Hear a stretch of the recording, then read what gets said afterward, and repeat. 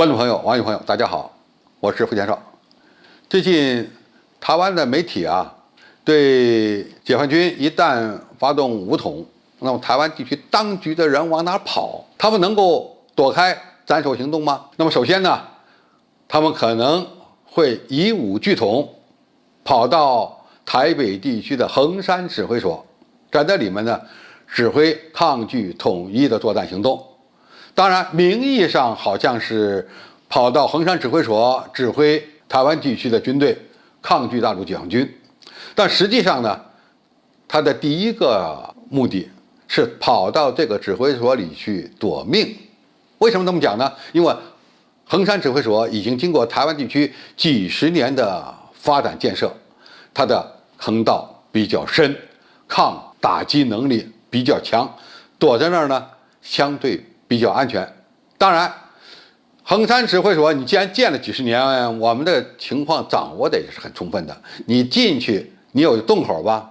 那么这个口恐怕就会成为重要的打击目标。一旦把这个洞口炸塌了，你还能出来吗？这是一个问题。但是，起码第一步逃命，我这个衡山指挥所还是一个比较好的选项。否则你躲在哪儿更安全呢？既然在路上逃跑，他把衡山指挥所作为第一个逃命的目标点，就带来第二个问题：怎么从他的所谓的总统府跑到衡山指挥所去？手段当然很多了，你开车去也行嘛。他开什么车是个问题了。过去呢，他们确定开装甲车去，台湾地区也曾引进过装甲车，也自己开发过装甲车。那么装甲车的优点呢？装甲比较厚，轻型的弹药不太容易把它击穿，理论上比较安全。但是通过近期的几场局部战争，他们发现装甲车可是一个大目标，而这个目标一旦被天上的战斗机、无人机锁定，你可就没法跑了。那么一旦从天而降的精确制导弹命中装甲车，那么只有一个后果：车毁人亡。因为装甲车也好，坦克车也好，顶部的装甲是最薄弱的，很容易被击穿。那怎么办？第二个办法，它旁边不是有一些卫队的人员吗？他们都有摩托车，那么开摩托车跑，是不是更好一点呢？在空中很难用有人驾驶飞机或者是无人机精确的判断坐在摩托车上的人到底是谁。因此呢，这样的逃跑可能相对来讲比较安全。但是又有一个问题了，地面上很容易辨别坐在摩托车上的人是谁，而摩托车是没有装甲的，那么这个防护能力也不够。于是呢，他们就想到第三个方案。第三个方案就是买一大堆同型号的汽车，比如说奥迪汽车，整它个10几辆。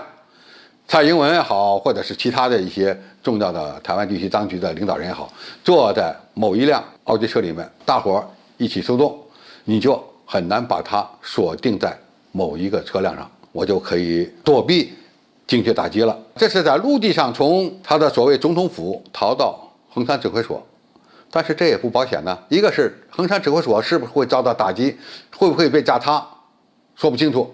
那么即使是躲在里面很安全，台湾地区在2、3天之后被全境解放了，你还往哪跑？不要忘了，这些台独分子未来是要受到人们的审判的。那怎么办？留在台湾地区，你肯定是死路一条。那么还有一个办法呢，当然是最安全、最保险的办法，就是逃出台湾岛。怎么逃呢？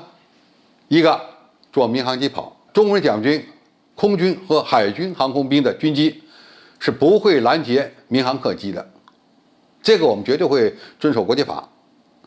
但是如果我判定这架飞机是台独分子台上乘坐，而且台独分子的头头，那么我不打你，我可以把你迫降啊，迫降在大陆机场，你也没得跑。这个呢，似乎也不保险。那么就只剩最后一招了，哪一招呢？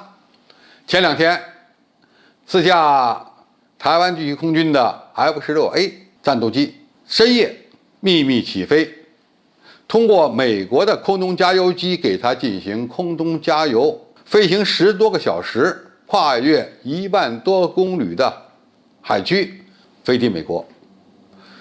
那么这个呢，未尝不是他出逃的最后的一个手段，因为 F-16战斗机啊，它既有单座型也有双座型。你像 F-16A 是单座型 ，F-16B 就是双座型 ，F-16C 是单座型 ，F-16D 是双座型。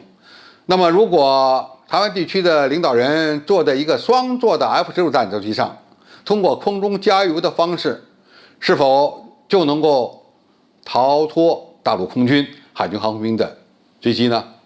如果没有发现，它有飞出距离比较远，通过空中加油，确实是有可能从台湾跑到加拿大呀，或者是跑到美国去的。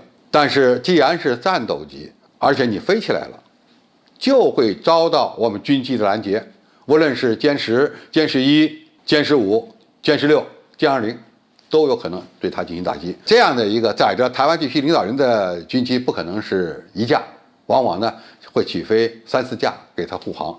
那么你护航的战机再多有用吗？这个又是一个问题了。你多架军机同时起飞，那是组成一个机群，那么这个机群你不管向哪个方向飞，都会成为我们空中打击的目标。因此，无论你是在地上跑还是从空中逃，最终的下场都是不美妙的。因此，台湾地区当局的领导人要认真想一想，以武拒统，你的这条道路行得通行不通？如果行不通，你的下场是什么？应该说是很清楚的。因此，你们必须改换门庭，放弃台独主张，最终呢，让台湾地区和平回归大陆，这个才是你最后的出路。好，今天介绍就到这里，谢谢大家收看。感兴趣的朋友，我们可以在下面的留言区留言交流讨论。我们下期再见。